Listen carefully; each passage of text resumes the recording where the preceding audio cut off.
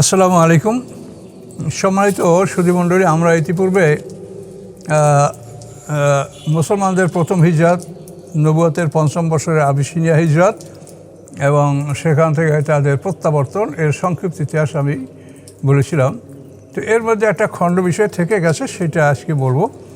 যে এই আবিসিনিয়ায় থাকাকালীন অবস্থায় আল্লাহ রসুল আবু সুফিয়ানের কন্যা উম্মে হাবিবাকে বিবাহ করেছিলেন। তো এই বিবাহটা কখন কিভাবে হয়েছে এবং এখানে খ্রিস্টানদের প্রশংসা করা হয়েছে সূরা মায়েদার মধ্যে খ্রিস্টানদের প্রশংসা করা হয়েছে, যেখানে আল্লাহ বলেছেন যে আয়াতের পুরো আয়াতটি আপনাদেরকে শোনাচ্ছি। আল্লাহ বলেন, আউযু বিল্লাহি মিনাশ শাইতানির রাজিম, লা তাজাদান্না আসাদ্দান নাসি আদাওয়াতাল লিল্লাযিনা আমানুল ইয়াহুদা ওয়াল্লাযিনা আশরাকু। আল্লাহ বলেন, অবশ্যই আপনি পাবেন মুসলমানদের কঠিনতম দুশ্মন আপনি পাবেন দুইটা জাতি, একটা হলো ইহুদি এবং আল্লাহ আশরাক, এবং যারা শিরকে লিপ্ত মুশরিক। সোজা কথা, ইহুদি এবং মুশরিক এই দুইটা জাতি মুসলমানদের শত্রুতে আপনি কঠিন পাবেন, কঠোর শত্রুতা তারা পোষণ করবে। এ হলো একদিক। ওয়ালা তাজিদান্না আকরামু মাওয়াদ্দাতাল লাযিনা ক্বালু ইন্না নাসারা। আর অবশ্যই আপনি পাবেন তাদের মধ্যে বন্ধুত্বের নিকটতম পাবেন কারা? যারা বলে যে আমরা নাসারা। এই লোকগুলিকে আপনি বন্ধুত্বের নিকটতম পাবেন। কেন পাবেন? জালিকা বিআন্নাহুম নুকিসিন, এই জন্য যে এই নাসারাদের মধ্যে, খ্রিস্টানের মধ্যে অনেক বড় বড় আলেম আছে, রোহবানাও এবং অনেক পাদ্রী দরবেশ আছে। ওয়ান্নামুল আয়াস্তাক পড়ুন। এবং তৃতীয় গুণ হলো তারা অহংকার করে না। খ্রিস্টানদের তিনটা গুণ উল্লেখ করা হয়েছে। একটা হলো তাদের মধ্যে বড় বড় আলেম, তাদের মধ্যে আছে পাদ্রী, এবং তাদের মধ্যে আসে অহংকারবিহীন মানুষ যারা অহংকার করে না। এই জন্য তারা মুসলমানদের বন্ধুত্বের কাছাকাছি হবে। তো এখানে আল্লাহ কাদেরকে বললেন? এটা কোরআনের কথা স্পষ্ট। ইহুদি এবং মুশরিকরা যে আমাদের শত্রুতা আপনি দেখতেই পাচ্ছেন, এটার জন্য আর কি আপনাকে ওয়াজ করতে হবে? এই যে সারা পৃথিবীতে মুসলমানদের বিরুদ্ধে যত ষড়যন্ত্র এবং সারা পৃথিবীর অশান্তির যত কারণ, এর মূল কারণ হলো ইহুদি। আর এখন পৃথিবীতে যারা খ্রিস্টান আছে তারা চায় যে ইহুদিরা পৃথিবীতে থাকুক আর সব মানুষ ধ্বংস হয়ে যাক, তাতে তাদের কোনো আপত্তি নেই, শুধু ইহুদিরা থাকুক। আপনার প্রত্যেকটা প্ল্যান, প্রত্যেকটা বিষয় আপনি দেখেন। যুদ্ধবিরতি দেখেন, এই যুদ্ধবিরতি দেখা যায় যে যুদ্ধবিরতি অর্থ হলো যে ইহুদির বিরুদ্ধে আপনারা লড়াই করবেন না, ইহুদিরা আপনার বিরুদ্ধে লড়াই করতে থাকবে, এর নাম হলো যুদ্ধবিরতি। দেখেন বাস্তবে সত্য কিনা? তাহলে এরপরেও মুসলমানদের যদি আকলে পানি না আসে, তাহলে আমাদের কিছু করার নাই। আমরা তো কোরআনের প্রচারক, আমরা কোরআন প্রচার করা আমাদের কাজ, আমরা আপনাদের কাছে এটা পৌঁছেই দিচ্ছি। তাহলে আপনারা এগুলো সচক্ষে দেখার পরেও আপনারা ইহুদি খ্রিস্টানদের সাথে বন্ধুত্ব করেন প্রকাশ্যে গোপনে, আপনি কার সাথে গোপন করেন? আপনি যদি ইমানদার হন তা আপনি জেনে রাখেন যে আপনি কার সাথে গোপন করেন। কে? যে আল্লাহ সবসময় আপনার কাছে আছে, যে আপনার গলার কাছে অবস্থান করছে, আপনি সেই আল্লাহ থেকে গোপন করেন। গোপনে ইরানের বিরুদ্ধে করেন আর আমেরিকার সহযোগিতা করেন। কাজে করেন। এই রাজতন্ত্র কয়দিন থাকবে আর সুখ শান্তি কতদিন থাকবে? আল্লাহর কাছে অবশ্যই আমি সবাই যাব। সেদিন এই সমস্ত গোপন রহস্যগুলো ইয়াউমা তুবুলাস সারাইরু, সেদিন আবার সমস্ত গোপন বিষয়গুলি সেদিন স্পষ্ট করা হবে। ফামা লাহু মিন কুওয়াতিন ওয়ালা নাসির, তখন তার কোনো শক্তি সাহায্যকারী থাকবে না যার মাধ্যমে সে সত্যকে লুকাতে পারবে। ইয়াউমা তুবুলাস সারাইর, সমস্ত গোপন তথ্যগুলি প্রকাশ করা হবে। এটা কোরআনের আয়াত। তো এই জন্য আমি আপনাদেরকে দাওয়াত পোষণের জন্য এই কথাগুলো বলছি ইনশাল্লাহ। তো এখানে যে আবিসিনিয়ায় যে প্রথম হিজরত, নবুয়তের পঞ্চম বছরে প্রথম 16 জন, তারপর 82 জন এরা যে হিজরত করেছে, তো এরা সবাই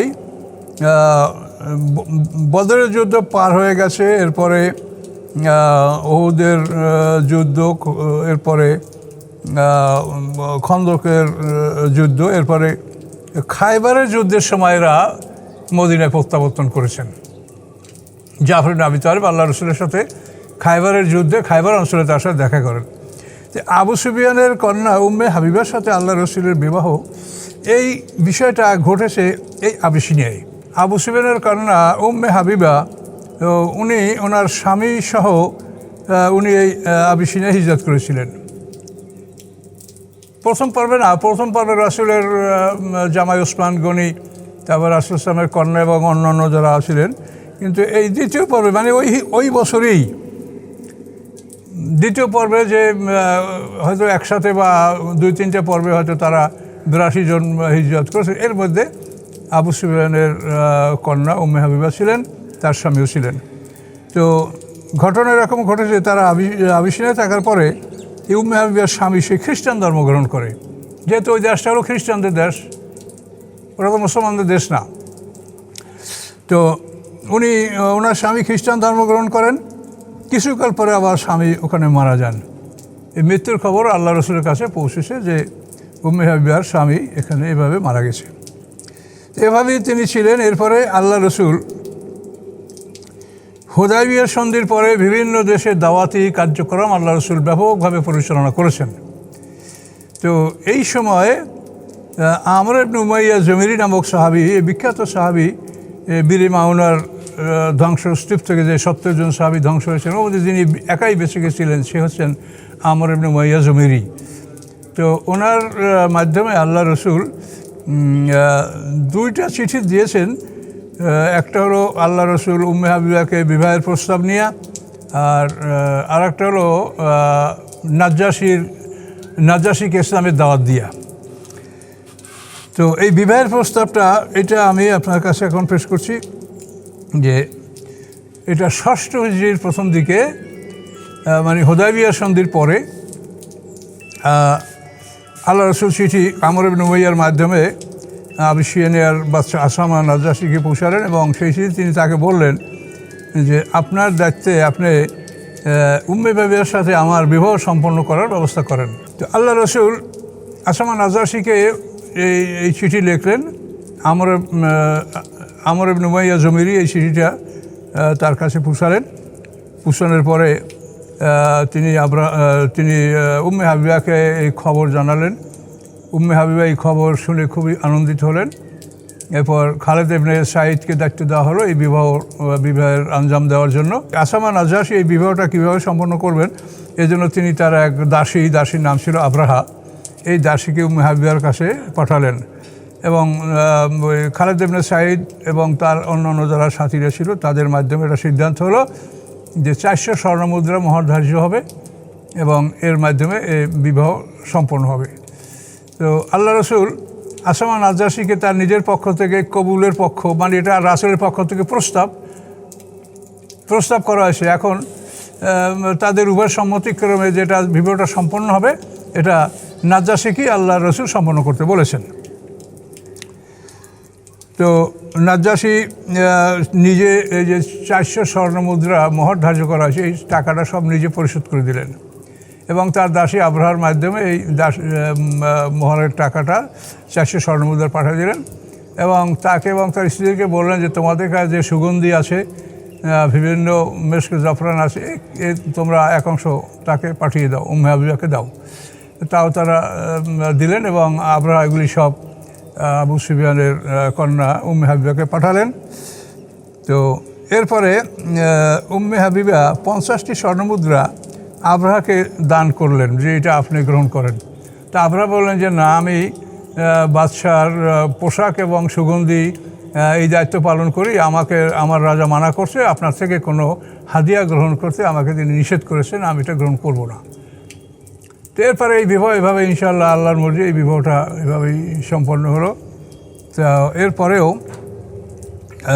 খয়বর যুদ্ধ হচ্ছে 7ম হিজরিতের প্রথম দিক দিয়ে। তো এই খয়বরের যুদ্ধ চলাকালেই এরা সবাই যারা মানে আবিসিনিয়ায় অবশিষ্ট ছিল এরা সবাই মদিনার উদ্দেশ্যে রওনা করলেন। জাফর ইবনে আবি তালিব ছিলেন একটা নৌকায়, তার সাথে সঙ্গী ছিল অন্তত 70 জন।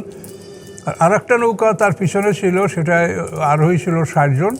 সেইটায় আসামা নাজ্জাশীর ছেলে আজহা এবং তার সঙ্গী সাথীরা ছিল। তারা সবাই ইসলাম গ্রহণ করার উদ্দেশ্যেই আল্লাহ রসুলের সাথে দেখা করার জন্য রওনা করছিলেন।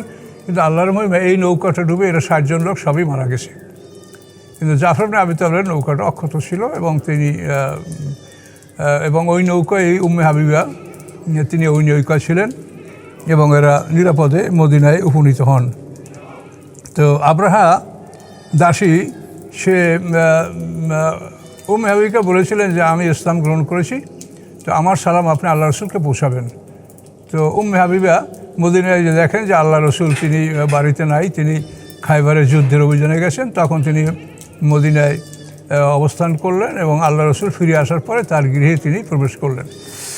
তো এই উম্মে হাবিবা সম্পর্কে কোরআনে কথা আছে, আল্লাহ বলেছেন সম্ভাবনা রয়েছে যে তোমাদের মধ্যে এবং তোমাদের শত্রুদের মধ্যে আল্লাহ বন্ধুত্ব সৃষ্টি করতে পারেন। তোমাদের মধ্যে যাদের মধ্যে শত্রু রয়েছে আল্লাহ তাদের মধ্যে বন্ধুত্ব সৃষ্টি করে দিতে পারেন। এই বন্ধুত্ব সৃষ্টির মাধ্যমটাই ছিল উম্মে হাবিবার সাথে আল্লাহ রসুলের বিবাহ। এই বিবাহ হওয়ার পরে আবু সুফিয়ান মানে আল্লাহ রসুলের বিরুদ্ধে যে শত্রুতা করতো, এই শত্রুতার বিষয়টায় সে অনেকটা নমনীয় হতে বাধ্য হয়েছিল, যেহেতু তার মেয়ে আল্লাহ রসুলের ঘরে। তো এভাবেই আল্লাহ রসুলের এই বিবাহ সম্পন্ন হয় এবং এরা এরপরে মদিনায় জীবনযাপন করেন এবং উম্মে হাবিবা আল্লাহ রসুলের ইন্তেকাল পর্যন্ত জীবিত ছিলেন। আল্লাহ রসুলের ইন্তেকালের পূর্বে মাত্র 2 জন স্ত্রী মারা গেছেন, খাদিজাতুল কুবরা আর জয়নব বিনতে খুজাইমা, এই 2 জন। আর 9 জন স্ত্রী ইন্তেকালের সময় পর্যন্ত আল্লাহ রসুলের সবাই জীবিত ছিলেন। তো আমরা এখানে এই বিষয়টা আমাদের এখানে আমরা সমাপ্ত করছি। তো এখানে আমাদের একটু পয়েন্ট বাকি আছে, সেটা যে যাদেরকে আল্লাহ বললেন যে নাসারা এরা তোমাদের বন্ধুত্বের নিকটতম হবে, তো এটার কারণ হলো এখানে এই আসামা নাজরাশিকে কেন্দ্র করে আয়াতগুলি নাযিল হয়েছে। এই আসামা নাজরাশি সে আল্লাহ রসুলের অনেক সহানুভূতিশীল ছিলেন এবং তার এই কাজ দায়িত্ব তিনি পালন করেছেন। এরপরে আসামা নাজরাশির কাছে যখন আল্লাহ রসুলের দাওয়াতি চিঠিটা আসামা নাজরাশিকে দাওয়াতি চিঠিটা যখন আমর ইবনে উমাইয়া জমিরে নিয়ে আসেন এবং তিনি আসামা নাজরাশির কাছে এই চিঠিটা হস্তান্তর করেন, তখন তিনি রাসূল সাল্লাল্লাহু আলাইহি ওয়াসাল্লামের এই চিঠি জানতে পেরে তিনি চিঠিটা নিয়ে সিংহাসন থেকে নেমে মাটির উপরে বসে পড়লেন। মাটির উপরে বসে পড়ে এই চিঠিটা নিজের চোখের উপরে রাখলেন। চোখের উপরে রাখার পরে তারপর চিঠিটা খুললেন এবং সেখানে আল্লাহ রসুলের যে তাকে ইসলামের জন্য যে দাওয়াত সালাম এবং দাওয়াত দিয়েছেন, তিনি সালাম গ্রহণ করলেন এবং দাওয়াত কবুল করলেন এবং ইসলাম গ্রহণ করলেন। এই যে তার মধ্যে যে নম্রতা, এটার জন্য আল্লাহ তাআলা বলছেন যে তাদের মধ্যে পাবে অহংকার, লা ইয়াস্তাকবিরুন, যে তারা অহংকার করছে না। তাদের মধ্যে আছে বড় বড় আলেম। এই আসামা নাজরাশি উনি খুব বড় মাপের আলেম ছিলেন। উনি খ্রিস্টান ধর্মে মানে তাওরাত ইনজিল সম্বন্ধে ওনার ব্যাপক জ্ঞান ছিল, যার জন্য মুসলমানরা সেখানে বিপদগ্রস্ত হয় নাই। মুসলমানদের সমস্ত আচার আচরণগুলো সে গ্রহণ করে নিয়েছিলেন, এর একমাত্র কারণ সে তাওরাত ইনজিলের আলেম ছিলেন। এটা না হলে কোনো রকমই সম্ভব হতো না।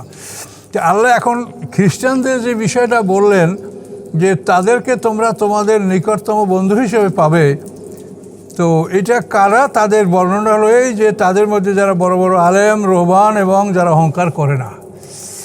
তো এদেরকে আসলেই পাওয়া যেত এবং বহুকাল এটা ছিল বহাল, কিন্তু বর্তমানে এটা নাই। বর্তমানে খ্রিস্টানরা তারা নিজেরা ইহুদি হয়ে গেছে। তারা বলে এই ডোনাল্ড ট্রাম্প নিজেই একদিন বলছে যে আমি ইহুদি। আপনারা কেউ শুনছেন কিনা আমি নিজ কানে শুনেছি তার এই বক্তব্য যে আমি ইহুদি। তাহলে এখন তারা যদি ইহুদি হয়ে যায় তাদের কিছু করার নাই। এই ধর্মের ব্যাপারে তো সবাই স্বাধীন, কে ইহুদি হবে, কে মুশরিক হবে, কে মুমিন হবে, সেটা যার ব্যাপার তার। তো আমরা কোরআন থেকে আপনাদেরকে আবারও সতর্ক করছি, যেটা আল্লাহ কোরআনে বলেছেন যে মুসলমানদের জন্য কঠিন শত্রু 2টা দল, একটা হলো ইহুদি আর একটা হলো মুশরিক। আজ দেখেন এগুলা তো আমি রাজনীতি করি না বা রাজনীতি করলে আমি একজন মানুষ হিসাবে রাজনীতির মধ্যে আমার অংশদায়িত্ব তো থাকবেই, আমার ইচ্ছা অনিচ্ছায়। কাজেই এখন আপনারা দেখতেই পাচ্ছেন যে পৃথিবীটা কারা কারা জোট বেঁধেছে, ইহুদির সাথে কারা কারা ঘনিষ্ঠ জোট বেঁধেছে আপনারা দেখেন, আপনারা জানেন। তাহলে আল্লাহ যেটা বলছে তারা 100% সত্য আপনি পাবেন। ইহুদি এবং মুশরিককে আল্লাহ বলছেন যে এরা মুসলমানদের কঠিন শত্রু, এবং দেখেন এই 2টা দল একসঙ্গে কীভাবে শক্তভাবে জোট বেঁধেছে মুসলমানদের মধ্যে দেখেন। তাহলে এখন আল্লাহর কথাগুলি যদি আমরা না শুনি, এই দুনিয়ার ভোগবিলাসের এই লোভেই কিন্তু মুসলমানদের খেলাফত নষ্ট করে রাজতন্ত্র গ্রহণ করেছে। এটা 100% সত্য। আপনারা অসন্তুষ্ট হতে পারেন, কিন্তু 100% সত্য যে এই ভোগবিলাসের লোভেই মুসলমানরা খেলাফতকে ধ্বংস করে তারা রাজতন্ত্র প্রতিষ্ঠা করেছে। কিন্তু আপনি যতই করেন, আপনি মানুষ, আপনি ইতিহাস দেখেন, আল্লাহ আসর, আল্লাহ ইতিহাসের কসম খেয়েছেন, আপনি দেখেন এই কোনো কিছু চিরস্থায়ী থাকবে না, ইহা থাকিবে না। হাতে একটা আংটি বানাবেন, সকালবেলা এটা লেখা থাকবে ইহা থাকিবে না, এটা পড়বেন, তাহলে আপনার এই রোগ ভালো হয়ে যাবে। ইহা থাকিবে না, যাই যে অবস্থায় আসেন ইহা থাকিবে না। একটা রাজার রোগ ছিল, ভালো হয় না। হ্যাঁ, কী রোগ? কোনো খুশি দেখলে হাসতে হাসতে হাসতেই থাকে, কোনো দুঃখ দেখলে কাঁদতে কাঁদতে কাঁদতেই থাকে। একটা চালাক লোক বললো যে আমি এটার চিকিৎসা দিতে পারি। কি? যে ওনার হাতে একটা আংটি পরায় দেবো, সেটা লেখা থাকবে একটা কথা, একটা দোয়া। সে দোয়াটা কি? ইহা থাকিবে না। এই দোয়াটা ওনার হাতের আংটিতে আমি আংটির প্লেটে লিখে দেবো, এইটা সকাল বিকাল উনি পড়বে। তো যখনই ওনার হাসি আসবে, খুব আনন্দ আনন্দ, তখন ওইটা দেখবে, তখন দেখবে ইহা থাকিবে না। আবার দুঃখ দেখে যখন কাঁদতে থাকবে, তখন ওই আংটিটা দেখবে যে ইহা থাকিবে না, তখন ওনার ব্যালেন্স আসবে। কাজে এই জন্য আমাদের এই মুসলমানদের যারা সুখে বুকে আসে, তাদের হাতে মনের একটা আংটি থাকলে ভালো হয় যে ইহা থাকিবে না। আল্লাহ এতবার বলছে, তা তো বিশ্বাস করতে পারছেন না, এখন আংটি হাতে লাগাবেন কিনা সেটা দেখেন। তো যাই হোক, তো আমরা এখানে আপনাদেরকে কোরআনের কথা আবারও স্মরণ করে দিলাম যে আল্লাহ কোরআনে সূরায়ে মায়েদার ৮২ নম্বর আয়াতে এটা পরিষ্কার করে বলেছেন যে মুসলমানদের কঠিনতম শত্রু হলো ইহুদি এবং মুশরিক, আর মুসলমানদের বন্ধুত্বের কাছাকাছি হচ্ছে খ্রিস্টান। এবং সেই কোন খ্রিস্টান বন্ধুত্বের কাছাকাছি, এই দ্বারা দলিল নিয়ে আবার মনে করি না যে এখনকার খ্রিস্টানরা বোধ আপনাদের বন্ধুত্বের কাছাকাছি, সেটা কিন্তু না। এই যে কিসিনা রহবান এবং অহংকার করে না, এই খ্রিস্টানদের মধ্যে অহংকার না থাকার একটা ইতিহাস তাফসীরে পাওয়া যায় যে ঈসা আলাইহিস সালামকে যখন আল্লাহ তাআলা আসমানে তুলে দেবেন, যে রাত্রে নির্ধারিত হয়েছে, সেই রাত্রে ঈসা আলাইহিস সালাম তার সমস্ত হাওয়ারিদেরকে দাওয়াত করেছিলেন, দাওয়াত করে তারা খাওয়াইছেন। খাওয়ান দাওয়ানোর পরে তিনি তাদেরকে হাত ধুয়ে দিয়েছেন, এরপর নিজ হাতে রুমাল দিয়ে তাদের হাত মুছিয়ে দিয়েছেন এবং বলছেন যে তোমরা অহংকার করবে না, মানুষের সেবা করবে। এই কথাটা কিন্তু খ্রিস্টানরা বংশানুক্রমে এটা অনেকটা মনে রেখেছে, যার জন্য পৃথিবীতে কিন্তু সেবামূলক কাজ, তারা জুলুম অত্যাচার সুবিধা নিজেদের সবই দেখে, কিন্তু তারপরেও কিন্তু সেবামূলক কাজের একটা মানে একটা কাজের একটা সেকশন তাদের আছে যে তারা সেবা করবে, এরকম তাদের একটা বরাদ্দও কিন্তু পৃথিবীতে আছে এই খ্রিস্টানদের। কিন্তু সেটা তারা কিভাবে ব্যয় করে না করে সেটা তাদের দায়িত্ব কিন্তু আছে। তো আমি এ পর্যন্ত আজকে আলোচনা শেষ করছি। আসসালামু আলাইকুম রহমতুল্লাহ বারাকাতুহু।